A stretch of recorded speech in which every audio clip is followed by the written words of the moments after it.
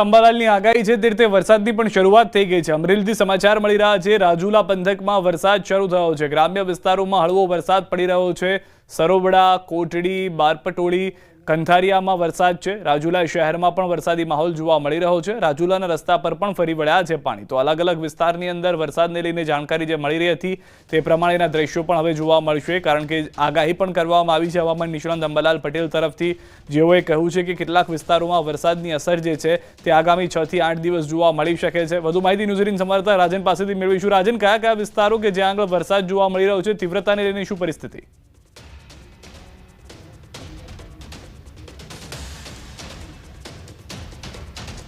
રાજન, અવાજ આવી રહ્યો છે મારો? રાજન પાસે પરત જઈશું, પરંતુ હાલમાં જે જાણકારી છે તે પ્રમાણે ગ્રામ્ય વિસ્તારોમાં વરસાદની શરૂઆત થઈ ગઈ છે। અમરેલીથી આ જાણકારી મળી રહી છે। રાજુલા પંથકમાં વરસાદ શરૂ થઈ ચૂક્યો છે। ગ્રામ્ય વિસ્તારોમાં પણ હળવો વરસાદ જોવા મળી રહ્યો છે। સરોવડા, કોટડી, બારપટોળી, કંથારિયામાં પણ વરસાદ છે। રાજુલા શહેરમાં પણ વરસાદી માહોલ જે છે તે દ્રશ્યમાં જોવા મળી રહ્યો છે। આ દ્રશ્યો આપ જોશો તો અમરેલીના વિસ્તારના દ્રશ્યો આજના, કે જ્યાં આગળ અનેક વિસ્તારમાં ઝાપટા પણ થયા છે, અનેક વિસ્તારમાં ભારે વરસાદ પણ જે છે તે જોવા મળ્યો છે। કેટલાક વિસ્તારોની અંદર હજી પણ ચોમાસું ગયું ન હોય તે પ્રમાણેના દ્રશ્યો જોવા મળી રહ્યા છે। કેટલાક વિસ્તારોની અંદર ખેડૂતોનું કહેવું છે કે જરૂરી હતો અત્યારના વરસાદ, થોડો વચ્ચે સમય જે સૌરાષ્ટ્રની અંદર વરસાદ ન હતો તો હવે ફરી એક વખત વરસાદ આવ્યો છે તો જરૂરી પાકને પાણી મળી રહેશે। કેટલાક વિસ્તારોની અંદર હાલમાં જે પાક હતા તેના માટે થોડો ઘણો જોખમી રૂપ પણ વરસાદ સાબિત થઈ શકે છે। તો રાજુલા એટલે કે સૌરાષ્ટ્રની અંદર આ વરસાદની શરૂઆત થઈ હોવાની જાણકારી મળી રહી છે। અલગ અલગ વિસ્તારોમાં અલગ અલગ પરિસ્થિતિ જોવા મળી રહી છે। જે રીતે હવામાન નિષ્ણાત અંબાલાલ પટેલની પણ આગાહી છે કે હજી આગામી 6 થી 7 દિવસ વરસાદ હશે, નવરાત્રીના નોરતામાં પણ વરસાદ હશે, તો તે રીતના જ પરિસ્થિતિ જે છે તે જોવા મળી રહી છે। ખાસ કરીને સૌરાષ્ટ્ર અને દક્ષિણ ગુજરાતના વિસ્તારોમાં અસર જોવા મળશે। જે ભારે વરસાદ છે તેની શક્યતા ઓછી જોવા મળી રહી છે, પરંતુ ભારે ઝાપટા જરૂરથી હોઈ શકે છે। વધુ માહિતી ન્યૂઝ18 સંવાદદાતા રાજન પાસેથી મેળવીશું। રાજન, અવાજ આવી રહ્યો છે? શું પરિસ્થિતિ છે સમગ્ર અમરેલી પંથકની, રાજુલાની હાલમાં વરસાદને લઈને? બિલકુલ સિદ્ધાર્થ, આમ જોવા જાય તો સમગ્ર અમરેલી જિલ્લામાં વાતાવરણ ક્લિયર છે, પરંતુ માત્ર દરિયાઈ પટ્ટી વિસ્તારના રાજુલા અને જાફરાબાદ આ બે તાલુકાઓમાં છૂટોછવાયો વરસાદ પડી રહ્યો છે। ખાસ કરીને જાફરાબાદ તાલુકાના જે ગ્રામ્ય વિસ્તાર છે ત્યાં ધોધમાર વરસાદ છે, જેમાં 4-5 ગામો છે, સરોવડા, કોટડી, બારપટોળિયા વિસ્તારમાં ધોધમાર વરસાદ છે। રાજુલામાં પણ રોડ પર પાણી વહેતા થઈ જાય તે પ્રકારના વરસાદી ઝાપટા પડી રહ્યા છે। માત્ર 2 તાલુકાને બાદ કરતા અન્ય કોઈ વિસ્તારમાં વરસાદ નથી, પરંતુ આ 2 તાલુકાઓના કેટલાક ગામોમાં વરસાદ પડતા ખેતીને ફાયદો થાય તે પ્રકારનો આ વરસાદ છે। સિદ્ધાર્થ, આભાર સમગ્ર માહિતી બદલ। તો હાલમાં જે દરિયાઈ વિસ્તારો છે ત્યાં આગળ વરસાદ જોવા મળી રહ્યો છે। અન્ય સમાચાર, મહીસાગરથી 5 લોકોના ડૂબવાનો મામલો। કંપનીના માલિક જયસુખ પટેલ સામે ફરિયાદ। કંપનીના કર્મચારીઓ સામે નોંધાયો છે ગુનો। તાંત્રોલી હાઇડ્રો પાવરમાં બની હતી ઘટના। પોલીસે ટીમ બનાવી શરૂ કરી છે તપાસ। મહીસાગરના તાંત્રોલી હાઇડ્રો પાવર 5 લોકો ડૂબ્યા હોવાના મામલે ફરિયાદ નોંધાઈ છે। પોલીસે કંપનીના માલિક જયસુખ પટેલ સહિત કંપનીના કર્મચારીઓ વિરુદ્ધ ગુનો નોંધ્યો છે। પોલીસના મતે કંપનીના માલિક Ajanta energy private limited company મોરબીના જયસુખ પટેલની છે। વહીવટીતંત્ર અને પોલીસ દ્વારા ટીમ બનાવી તપાસનો ધમધમાટ શરૂ કરાયો છે। સાથે જ બનાવ કેવી રીતે બનાવ થયો છે તેની પણ તપાસ હાથ ધરી છે। આ કમિટીમાં કલેક્ટર, પ્રાંત મામલતદાર, ડીવાયએસપી, કડાના ડેમ કાર્યપાલક ઇજનેર સહિત ઇલેક્ટ્રિક એન્જિનિયરનો સમાવેશ થાય છે, જેમાં કંપનીના એમઓયુ થયા હતા તેમજ મજૂરોને કઈ રીતે કામ ઉપર રાખવામાં આવ્યા હતા તેની તપાસ કરાઈ રહી છે। આ જે પ્લાન્ટ છે અજંતા એનર્જી પ્રાઇવેટ લિમિટેડ કંપનીનો છે અને જેના માલિક છે જયસુખ પટેલ। અત્યારે તો આપણે કંપની વિરુદ્ધ અને એમના કોન્ટ્રાક્ટર, એમના મેનેજર એ રીતે જનરલ ફરિયાદ દીધી છે। તપાસ દરમિયાન જે પણ જવાબદાર અધિકારી, કર્મચારીઓ, માલિક કે પછી કોઈ પણ વ્યક્તિનો સંડોવણી હશે તો એમને અરેસ્ટ કરવામાં આવશે। સાબરકાંઠાથી સમાચાર, કોઝવે પરથી તણાઈ મહિલા પુરુષ અને મહિલા પુરુષને બાળક થઈ રહ્યા હતા પસાર, તે દરમિયાન મહિલા તણાઈ હોવાનો વિડીયો વાયરલ થયો છે। ફાયર વિભાગે મહિલાની શરૂ કરી છે શોધખોળ। તો હાલમાં 3 લોકો જતા હતા તેવી જાણકારી મળી રહી છે, જેમાં માતા પિતા અને એક બાળક જતું હતું, જેમાંથી માતા જે છે, મહિલા જે છે તે તણાઈ હોવાની જાણકારી મળી રહી છે। લોકોએ પ્રયાસ કર્યા હતા મહિલાને બચાવવા માટેના, પરંતુ તેમાં હજી સુધી સફળતા ન મળી હોવાની જાણકારી છે।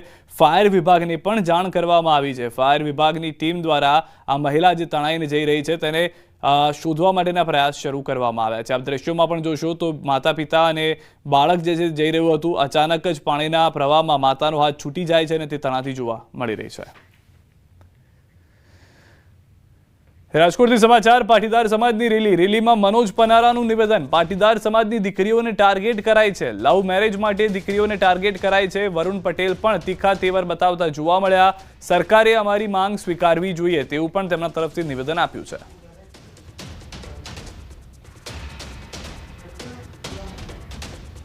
ગુજરાતમાં મોટો સમાજ છે અને એ મોટો સમાજના કારણે વધુમાં વધુ ભોગ છે એ પાટીદાર સમાજની દીકરીઓ બની રહી છે. બીજા સમાજની પણ દીકરીઓ આવા રોમિયોના ટાર્ગેટમાં હોય જ છે. અને દીકરી છે એ દીકરી છે, એ કોઈ પણ ધર્મની હોય, કોઈ પણ સમાજની હોય, પણ કોઈ પણ જ્ઞાતિની હોય. એટલે દીકરી એ સમગ્ર ગુજરાતની દીકરી છે ને રાજ્ય સરકારે ઝડપથી આ કાયદો પ્રસ્થાપિત કરી દેવો જોઈએ. અને અમે પણ ઈચ્છીએ છીએ કે 182 ધારાસભ્યમાં કોણ વિરોધ કરે છે આ કાયદાની અંદર? શા માટે વિલંબ સરકાર કરે છે? સ્પેશિયલ સત્ર બનાવી અને કાયદો ઝડપથી બને એવી અમારી માંગ છે.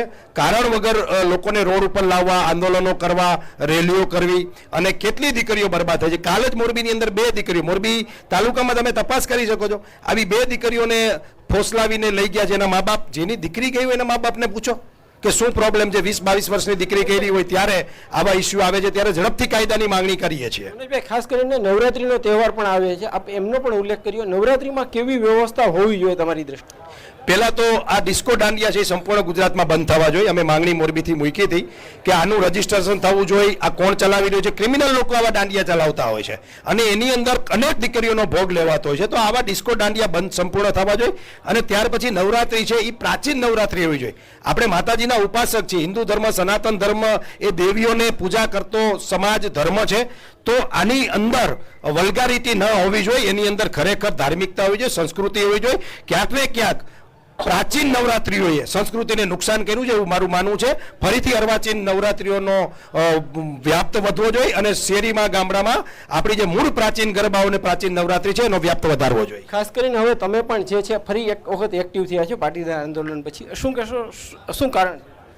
હું 7 વર્ષથી ન્યૂટન હતો, પણ દિનેશભાઈ 2 દિવસ પહેલા મળ્યા કે સમાજની વાત હોય, ગુજરાતની જનતાની વાત હોય, એમાંય દીકરીની વાત હોય ત્યારે તમારે આવવું જોઈએ.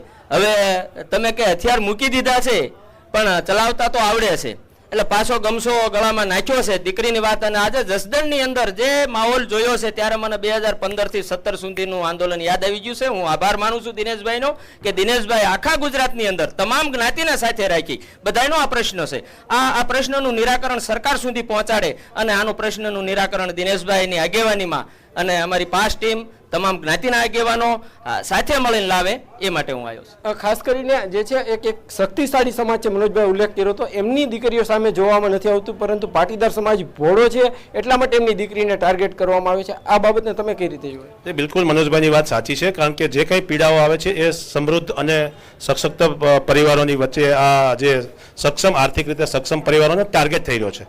મેં કીધું એમ પ્રેમ લગ્નની વિરુદ્ધમાં અમે ક્યારે પણ નથી. આજે અમે જે વાત છે પ્રેમ લગ્ન નામે થતી છેતરપિંડી અને ખાસ કરીને મિલકત અને દીકરીઓને ટાર્ગેટેડ જે એની સારી ક્રાઇમ થઈ રહ્યું છે.